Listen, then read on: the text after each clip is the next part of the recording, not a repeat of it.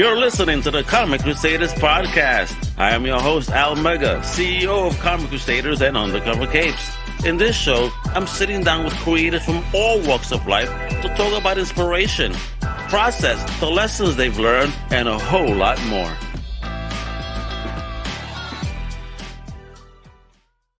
What up, everybody? Welcome to a brand new Comic Crusaders Podcast. I'm your boy, Al Mega. Hey!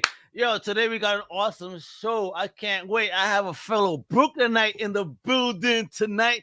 Yo, this dude is a graphic novelist, IP creator, comic educator. He's worked on projects such as Void Trip, TURNCOAT, the GLIMMER Society, and Hive Mind. My dude is kicking ass all over the place with this crazy mindfuck type books. I love it. The one and only Plaid Klaus. Hey. What's up, guys? What up, big homie? How you doing? I'm good, man. I'm living in Brooklyn, taking day at a time, but it's good up here. I mean, I'm giving me that big Brooklyn welcome right there, yo, with that shout out. Yeah. Glad to have you on, man. Happy to have a fellow Brooklynite on. That's working in the business, and you're doing some really mindfuck books, like I said before. All right, mindfuck because you said, yo, my writing's a little out there. I'm like, yo, it really is, but out there in a most pleasant way possible that'll keep you hooked in reading. Like I was caught like a motherfucking fish, and your analogy, your storytelling, everything, bro. Kudos to you. Appreciate that. My book, yo. Thanks, and even the Void Trip, I mean, really mindfuck stuff. I can't wait to get into this. So, but before we get into, that creative mindset to get yourself into, what I'd like to know, of course, first up, where are you originally from? No, I'm from Virginia originally. It's like okay. Anyone who knows Virginia, there's a little Mennonite town, horse and buggies between Stanton and Harrisonburg. He's a horse and buggy. Long way from home, right? But yeah. All right. So what seems that you're a Brooklynite, when did you hit Brooklyn? I moved here about 4 years ago. Before that, I was in Harlem for about 4 or 5 years. Yeah, before that, it was Queens, Sunnyside. So been in New York. Yep, sorry. So when did you hit New York then overall? Like over 10 years now. I don't remember exactly, but okay, roughly. Okay. Yeah. What made you move out there? No, my wife, she's a film and makeup a makeup artist for film and television. So dope. she's got to be on site. So we've been up here for that mostly. I can work anywhere. I like it for a while, but for some reason the last 2 years haven't been that fun. I don't know. Well, I think I could agree with you because in the past 2 years I moved from up north down to Florida, and basically my networking has halted to like a train that goes 0.25 miles an hour right now. Right, I'm lucky I get any progression because of everything that's happening, because nothing's happening. I hear you, man. Which sucks. And I see you have amazing projects. So let's get into that though, and your fandom and your early fandom. So talk about that. How did you get, become a lover of pop culture? Who and what was it that made you fall in love with this? Yeah, actually, I mean, I know exactly. Like my dad used to read me comics before bed. So basically, your dad used to read the comics. Oh yeah, and he'd read the good stuff too, like Daredevil. Like what? It was like 5, 6, and he's reading Daredevil to me. So like he's reading you these Daredevil. Well, let me put a caveat. Stories as you go to bed. Let me put a caveat. So he was a lawyer, right? So for him, it's like, oh, here's a lawyer who's a superhero. Let me tell my kids that I'm a lawyer. I think it was a subliminal little drop, but no, I'm a superhero kid. Yeah. Daddy. But he had the Avengers too and stuff. So like we would go through all those, and I remember being hooked on comics, and like it was around middle school. I kind of dropped out of being interested in superheroes, capes, and all that stuff. And it was a while before I found some other comics that I realized I was into. And what was that? So I think what brought me back in the fold, I mean, somebody showed me Watchmen. I was working in Vancouver, like in games and stuff. And I never stopped being interested in comics, but like that, I realized you can do a little more with it, right? Okay. And then, I don't know if you ever read Day Tripper. That totally melted my heart. Gabriel Ba and Fabian Moon. Oh, it was Gabriel Ba, yeah. Yeah, and I think they co-wrote it, so it's like, it's a very personal tale. And it's about a guy who's, he writes obituaries for a living. So Oh, what a life! Spoiler alert! But every chapter is his death. So it's still a continuous story, and it's like very poetic and artistic, and it's all about his relationship with his father. Anyway, so I realized what comics could do, and I got into some other stuff. You know, I read Mouse and Jimmy what is that? Jimmy Neutron. What's that Chicago-based cartoonist? You don't know it. It's off. It's on the tip of my tongue. But Jimmy Neutron is a cartoon. No, not Jimmy Neutron. It's a little more perverse. It's like this weird story. This sad schmuck. He's just like, it started off as a Sunday comic in the Chicago papers. Anyway, I read some of those, but that's Jimmy Corrigan, right? Might be. That sounds right. But I just realized comic could be more than just like the cape and tight stuff, which, you know, not that I didn't love it, but I got enough of it. No, I get you. This is why I love independent comics, because it takes you outside the room. You know, there's so much more than just superheroes. Right. There's so much, you know, slice of life, real living. Yep, one of the favorite books that I tell people is Punk Rock Jesus. And again, and Sean for me, Murphy, yeah, bro. I mean, again, you know, what if, you know, a Truman Show, but with Jesus? What the fuck? I mean, dude, I got the honor of like interviewing that guy at New York Comic Con this past year. He's such a nice guy. And I wanted to bring up the Punk Rock Jesus because for me that was actually big inspiration. When that book came out, I had kind of given up on. I was an illustrator. I was freelancing, doing all this stuff, making money, and I'd given up on comics. And I picked up that book, and the emotion in it, the animation of it, like the whole thing got me hooked. And I read through that, so I want to talk to him about that a lot because again, it's kind of in the same vein as like superhero books. It's got the action stuff going on. Yeah. But you could tell there was another level going on in the narrative. Which way bigger level, underlying themes. And stuff that I thought. I mean, you haven't even seen it in a movie yet, but I feel like once it hits screens, people will understand what that book's trying to address. Oh yeah, it's gonna be very controversial. Oh yeah, if it does come out, I mean, I you know what it is? Religious groups already getting. Well, there's so much iconography tied into it. Yes, too much. People are gonna have a reaction right away, but like. When you start unpacking it, it's got a lot to say. It's deep, it's amazing, and it's a great what if scenario. Yeah. You know, so talk about that. You said here you are. You know, you said you're starting to get into the journey. So talk about that. I mean, how easy was it first to find your tribe, if you will? I mean, it's confusing when you're a young artist because you're trying to figure out the comic industry, which is like one of the most neonatic, like. It's still in adolescence in a lot of ways. Like it hasn't fully grown up. And at the same time, it has the worst working conditions of almost any artistic industry and like lowest pay for the people that are like hardcore producing.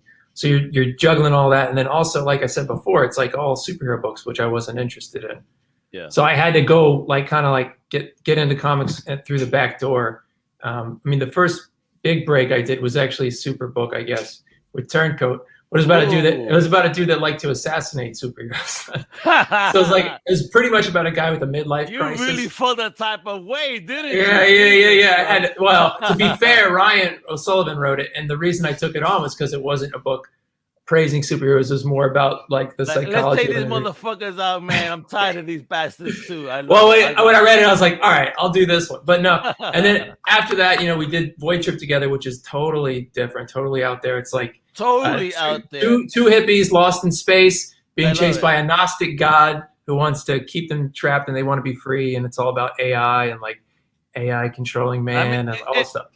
Are you a tech person since you kind of delve into those type of topics? Yeah. So like my career trajectory was all tech. Starting out, I was a 3D modeler and animator in games. Yo, I got your snacks right here, bro.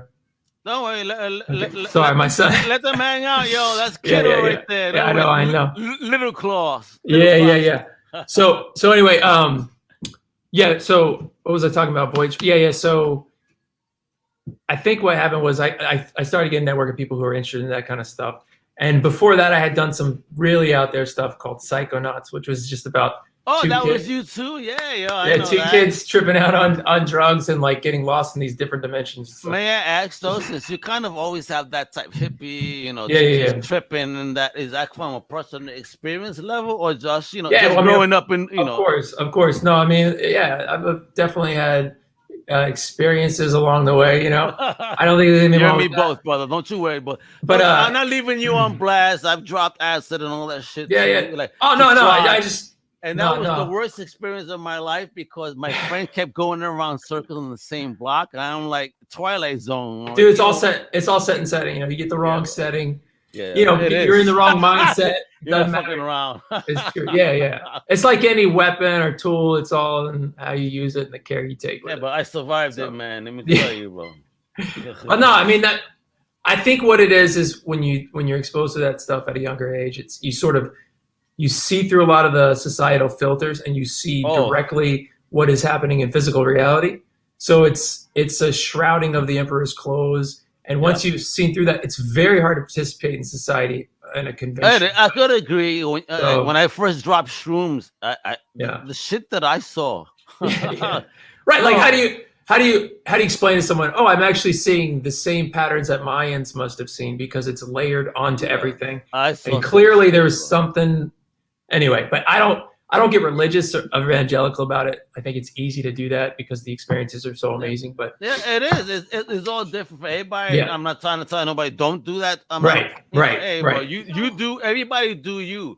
But again, it does open up the mind because I could even tell you that as a weed smoker, which I openly admit, I have found strains that have elevated my mental thought in a goddamn way that like, what is wrong with you? And I'm like have full of ideas, like looking like that Kermit meme where he's like, well, so the term psychedelics, the whole idea behind it, and that it gets passed over is that like it's literally like a tool that makes your mind operate in a different way, right? Psychotropic. That's all it is. And if you can be responsible with it, and you can see what it does well and what it doesn't do well. Yeah. It gives you an alternative perspective on reality for a short contained set of time. That's all it is. And especially for creators, I mean, that shit is powerful. I mean, not that again, I'm not telling creators to do this, but what I'm saying is that it opens up sometimes those doors of thought. So here's another caveat, right? Here's another caveat. When the Beatles went to see Haight-Ashbury, right? I think the idea a lot of people have is like, oh, the Beatles took drugs and they made awesome music. No. Beatles worked their asses off for years and years and years. Became amazing musicians. The drugs gave them a wavy way of making the sound. So they went to example and then come together. Right. No, but they came to Haight-Ashbury, right? And they were expecting to see this like hippie paradise. And Voight touches on this a lot too. And they didn't see a hippie paradise. They saw a bunch of lost kids who were taking drugs trying to escape reality. So there's the dark side of it. So it's a double-edged sword. So it's like definitely Don't use it to escape, but maybe you could use it to create something, and find those narratives. I mean, because you got the trippiest shit now. Well, so the way I think about it is like if you heard an artist or a writer writing themselves into a corner, I think about it as like when you're on a psychedelic or something, or even just smoking weed. You have a new vantage point to reality. Something hits you, it strikes your optic nerve, and you're like, oh, whoa, I'm seeing this in a different way. Oh yeah. And then, so for me, the act of creating is like reintegrating that, because I think that stuff comes from the subconscious mind, right? There's two parts of your mind. There's your logic and your subconscious, and your subconscious is trying to speak to you on epic levels, right? Yeah. Like a subconscious understands all the metaphors that are in your mind, everything that's built into you, and it's trying to use those tools of your own mind to communicate things that it's already processed thousands of times faster than your logical mind can come to conclusion. So like, I think when you're on a psychedelic, sometimes things hit you and it's like an emotional level attached on this idea that you have to unpack. And that's, as a creator, that's essentially what you try to do is you take a big fish or a big concept and you just start to deconstruct it and like make it into something that can translate from one mind to another. So I want to talk about that. How did you approach that creative journey? When did you start taking that first step to start being creative then? Yeah, like I said, I've had so many different career paths. Like I used to work in video games, and then I was web designer for a while. Intentional to work. Well, the thing is, it was always comics that I wanted to make, right? Okay. Like always. And so anything that was a step closer was the right direction. And it just sort of was like all of those made financial sense until I had to take like the leap of faith. So, but it all contributes to what you end up creating. Anyway, I don't remember what was the original question about? I mean, just stepping into the creative journey. When did Yeah, you yeah, start yeah, yeah. stepping into that? No, I mean, I think it was around when I turned 30. I was like, Oh, I had damn, a late bloomer. yeah, I had a decade of like doing comics at night on the side and like illustrate all this shit. And I just realized like if I don't do it now, then it's just never gonna happen. So yeah, I finally took the leap. We did Turncoat, did a Kickstarter, got like 40 grand. And, wow. And what was the original? What was the original goal for that first Kickstarter? I don't even remember, man. It was a long time ago. It's like, was it less than the 40 though? Yeah, it was like 12 or something. So oh wow, so you superseded that by over 3 times, 4 times. I believe. I mean, I might be completely wrong, and it's all on the internet now, so someone could look back and I don't remember. But whatever it was, we hit it. Wasn't worried. You hit your goal and you made it happen the first time. And then I went out and I got like investors to do Void Trip because I knew I didn't want to be contained by any page rates or anything like that. Because once you sign a so like the bad thing about the music industry is that pay you for an album up front, but it's a loan, right? So you're tied to them. And the same thing with page rates that artists don't realize. Like a page rate is just a way of saying like, we are going to own a big percentage of this franchise. It used to be 100%. It wasn't until Image came around that it was like, that people started getting their own rights. Oh, but if wait a minute. You mentioned Image just now and people getting their own rights and whatnot. Did you hear the news recently that Image is the first comic book company to have a union? Yeah, no, I hear about that. Yeah. I mean, thoughts about that as a creator? I mean, I'm pro unions as an idea, and I think as long as they're executed well. But like, they could turn into like a mafia type environment. Yeah, that's what I'm saying. Just like a government can. They all have faults. But no, I think unions are what we need right now as a nation because I feel like we've gotten so far the other way as far as like the corporate profit being strictly squeezed up to the top. Which there's a beauty to that we can make things so cheap. It's great. Yeah. But I think when you start thinking about quality of life. Anyway, the people that are involved in the projects, I mean, you got to care about them a little as well. Yeah, so you're not opposed to that idea, but you want to read further. Yeah. No, I think I would probably be an anarchic capitalist. I've heard that, or free market capitalist. I like the idea that like I think we're so tied in a lot of red tape right now that that's weird. We almost need unions to help the workers because the average person can't compete with these super large corporations at this point, right? Anyway, making robots for that's everything. A whole. That's a whole complex thing we could try to. But that's what a Hive Mind is all about. I mean, being controlled, programming, letting go of programming. Are you programmed? What the fuck is going on? No. The real question is, can you ever not be programmed? I don't know the answer to that. One thing I've noticed this past year about cultural conditioning is it's a weird thing. So I'm going to use a controversial example, but I know you can look up every one of these facts. So like CDC's told everyone that cloth masks don't work, but they've also told them that like outdoors the virus doesn't spread, right? So those are very simple facts. There's this culture that's happened in New York where if you're not wearing a mask 50 feet away from somebody, they will look at you like you are a vicious predator. And it's just weird. It's like a psychosis of the mind. It's fear, right? It's fear. And I think we get into these extremes. And there's extremes the other way where people will deny that like a surgical mask could do anything. Or I don't want to get into the other stuff, but like there's all these just extreme opinions. And people's opinions, you tend to funnel into one group or another, right? And so once you're like dedicated in a group, have you ever read this? Or there's a book by this French author, Jacques Ellul. It's called Propaganda. Okay. And propaganda used to be called social engineering. They were like one and the same. And then they dropped the term propaganda because of dictators. But you can see that stuff at work, and it's just so apparent nowadays, like with these two extremes. And I think what Hive Mind was for me was a way to take the experiences of the day and condense it into a narrative. So in the book, there's like this mind virus, right? And the whole idea is like, once the mind virus is in you, how do you escape something that's integrated into your psychology? So, and it's two competing neuroses. One is the societal mind virus, and one is this new digital mind virus that's like offset the main character's trajectory. And so it's all about this dueling, competing narrative inside his mind. And I think that's where we're at right now. I think people are very uncomfortable with like the gray areas in life and like, how do I actually figure this stuff out myself? And they just go into a camp and then they attack the other camp. It's like, man, both camps are getting it wrong. Both camps are in a psychosis state. Yes. You know, they're afraid, and I get it. But so the book was a way of dealing with that. And then the other thing that it touches on too, because it's a dark book. And I don't know if you remember back in before all this stuff started, but they were just starting to talk about Epstein, the Jeffrey Epstein trial, right? Oh, God, yes. That which you can't talk about, like the fact that there's something so dark intertwined in our society. Like this guy was in bed with Gates, Bill Gates, Clinton, Trump. Like it doesn't matter what party you're in, right? Like it's a systematic control blackmail system. Yeah. It's at the highest echelon, and science is all this stuff. So I was like, man, how do I talk about that?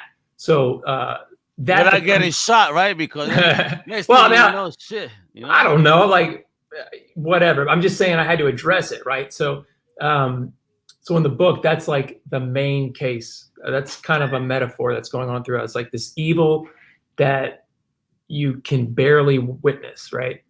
Yeah. But then that story is utilized to then provoke the main character more and more to act more and more, and then it becomes him separated from his actions and not being a full witness to the horrors that he's actually starting to bring into the world, and and realize what he's a part of. Did you have a chance to get through the book? I'm already halfway through, and I'm starting to see like, oh shit. So homie has. I was hoping because like when you read it a second time and then a third time, because everything's layered. So things that happen at the beginning, you won't recognize how fucked up and dark it is till you read it a second time. No, and is that a purposeful way that you want to write?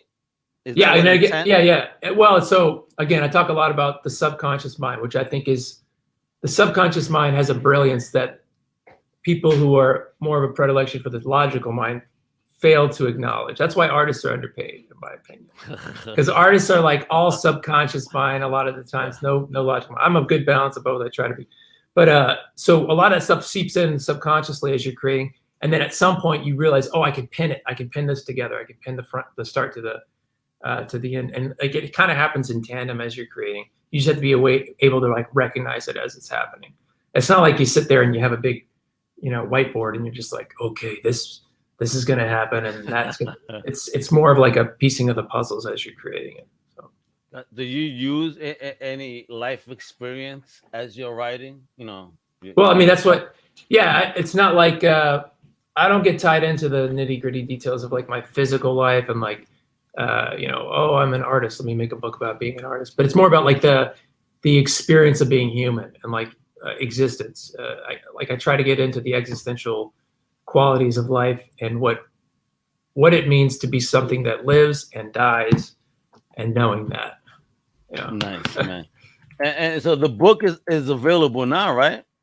So Hive Mind sold out at Comic-Con last year. So I'm doing No, it's like I usually overprint everything, and this year I was like, go small, don't. And so it sold out like day 3. Oh, you did New York Comic-Con. I know you mentioned that earlier. How was it? It was pretty good. I mean, it's pretty good. Yeah, no, sales were great. People were great. Everyone was hungry to like get out and hang and do stuff. Get some stuff. Yeah. Yeah, it still felt like everything does in New York right now. Like it's like airport squared.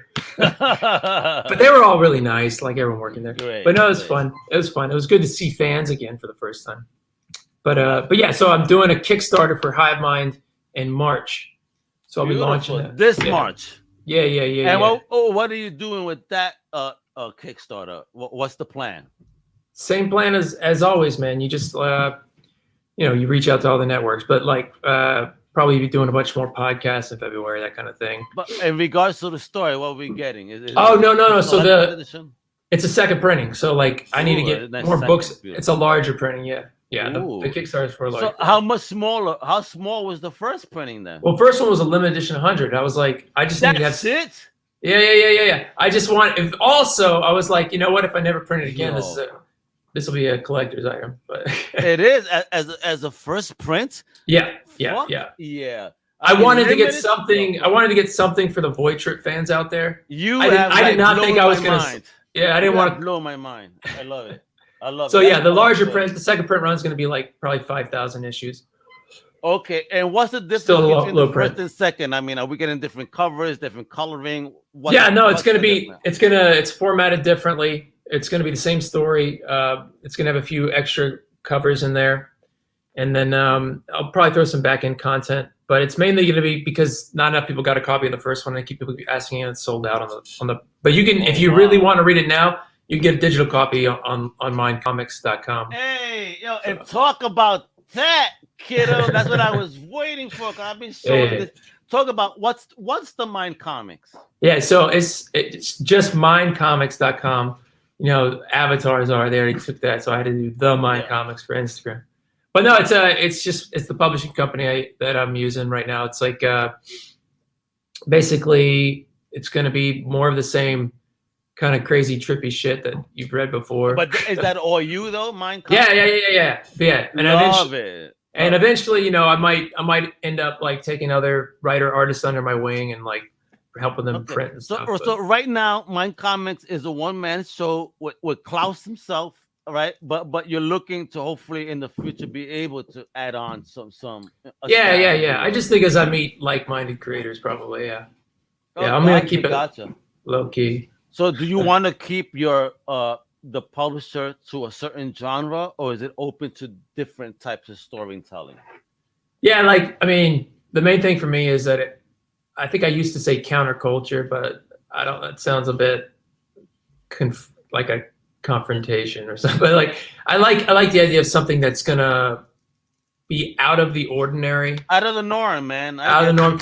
I like the term psychedelic, but that's been overplayed. But I like the idea that like the idea of psychedelic is you're just changing the lens on the camera and you're showing somebody something that's happening in life that they're just not seeing. Just like Hive Mind does, because I mean, if you just look at that fucking font, geez, that shit is sick, and it's already mind blowing because that's something I noticed in the artistry. Because again, you know, this character seems to be able to dive into past memories, and I love that. I was looking at it at first and not understanding initially until I saw the full picture. I was like, "Yep, why does this look like this?" Well, see, I like to trust. I like to trust the reader. So, like, sometimes I like to lead with something that's hard to understand, and then when the moment comes where it clicks together, the reader gets to experience that. I think people don't do that enough.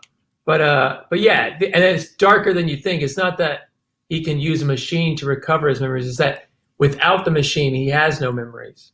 Yeah, which is fucked up. And so imagine it's like amnesia if you disconnect from this machine. It's Memento ×2. I mean, it's something. It's hard to put. You know, people always say, "What's your book like? Like, how do you compare?" But then, if you were to describe a movie like Donnie Darko or Fight Club, what would be the? Oh, you can't say it's like. Oh, it's kind of like. I would give it a Memento because of the memory angle. The memory angle, but you put a crazy twist on this shit because you know even with Memento, it was able to almost piece shit together, but here, the mind is so broken the way you guys did. Again, it's fantastic. You say, I'm a crazy writer. Yeah, you absolutely a crazy good writer. Thanks, man. Thanks. Appreciate that. Appreciate that creation. Appreciate that, brother. Yeah. No, and I spent a lot of time too. Like it's for me, I think a lot about the relationship with the reader, and I don't ever want to make it too simplistic. Like the one thing I hate is you pick up a book and it's like telling you what is about to happen. Then it happens. Thank you. Yeah. And then they tell you what just happened because you're like, oh, just in case they missed it. And I think a reader has as much intellect and awareness as you can give them credit for. So I agree. I agree. Thank you for that. Yeah, I understand what you mean. A lot of people try to, dumb down the book to in case you didn't understand what just happened. And like, I don't need that. I understand it. Can we just progress the story, please? Exactly. I'm all about story. Like, and you can always turn back. It's a comic. The pages are right there. Exactly. And again, I'm a print man, so I could always go back to it, pick it up, and hold that wonderful book in my hands. Right. Yep. And talk about the book. I mean, it's a physical copy, right? Oh yeah. Sorry, I kept one for myself. Oh, let's look No. at that. Look at that. Let's look Yeah, at that yeah, up yeah. close, man. Oh man, look at dude, look at that design, bro. Look at those fucking eyes, bro. Ooh, look how thick of a graphic novel that is, bro. Yeah, no. So I, Beautiful. it's Let me see the spine on it. it's pretty thick, you know. Look at that. Beautiful, bro. Beautiful. But yeah. So the second printing is gonna just be like formatted slightly larger because I shrunk down just for. So what size is that? It's actually just slightly smaller than a standard.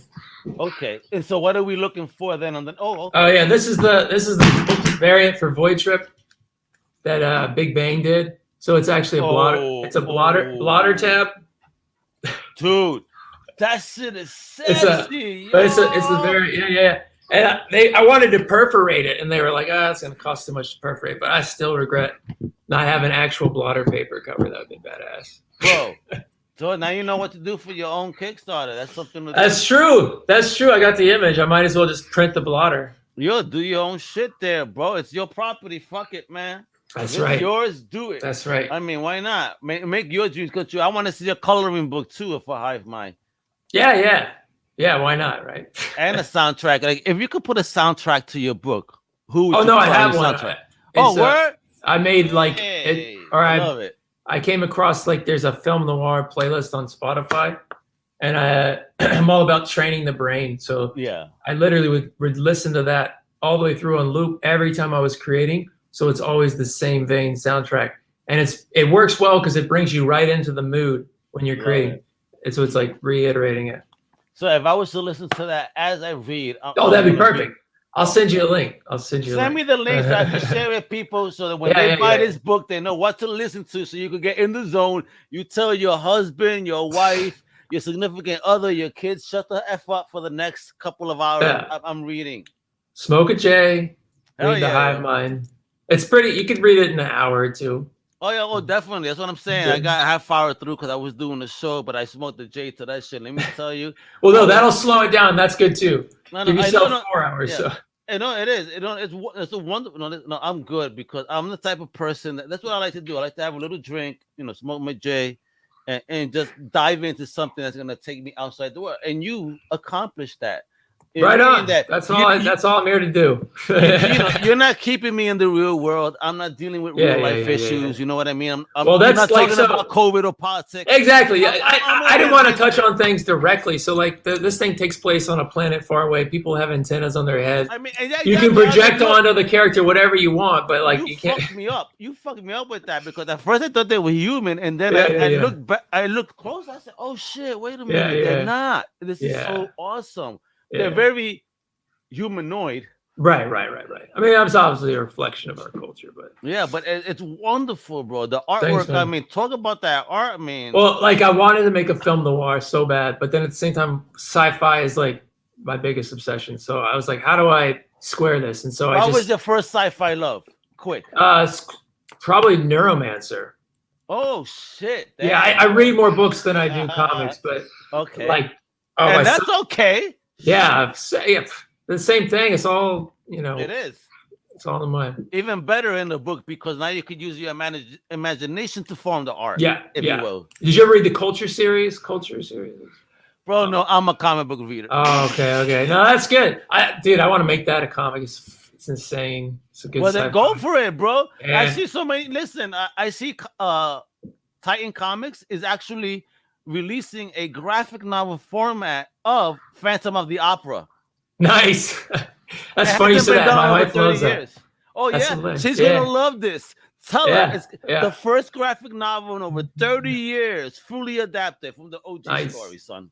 That's cool. Oh, Universal, pre-Universal horror stuff.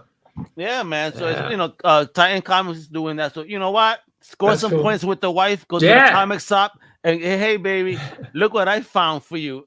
Almega didn't tell me about this, I swear. Speaking of all that, I got to wrap in about a minute or two because my kids, man. Let's wrap, yo. You go. No. Okay, but everybody, this is what I want you guys to do. Please follow Plaid Klaus right there. Not Klaus from the Umbrella Academy. All right, homie here is much more leveled out. All right, that's right. I don't run around, fighting crime. Yeah, exactly. So check him out. Check out his comic book company, though. Great stuff that you guys will not regret enjoying.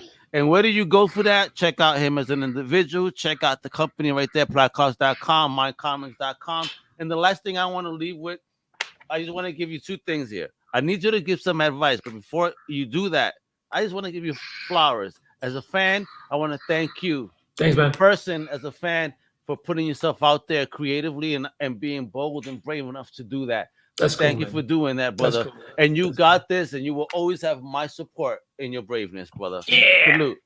Hi. All right. No, so like advice? Yeah, the one advice I would say to anybody, hardest thing to do is just to make the things you know you need to make. Like everyone's looking for somebody to sign them or whatever. Like the one thing that's got me to where I am, and I'm not saying it's even top of the mountain, like I'm still climbing. It's a big mountain, but it's just you do it, you make it. You got a story in your head. Don't wait for someone to give you an opportunity, just make it. That's the best advice I can give anyone. So. You heard it. You see, just like Plaid, he went out there, he did what he had to do, he got it done. He got wonderful projects. Please look into everything he's done.